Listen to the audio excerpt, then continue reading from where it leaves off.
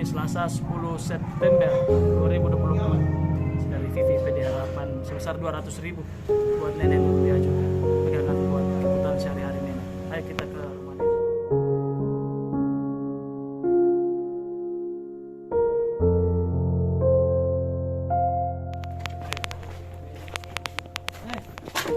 Nenek dia sini Ibu.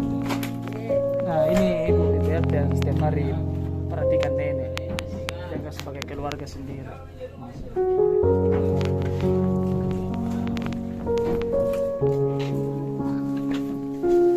Ini datang lagi nih, ada rumah ini untuk kebutuhan nenek sehari-hari, di pegang kita berdua.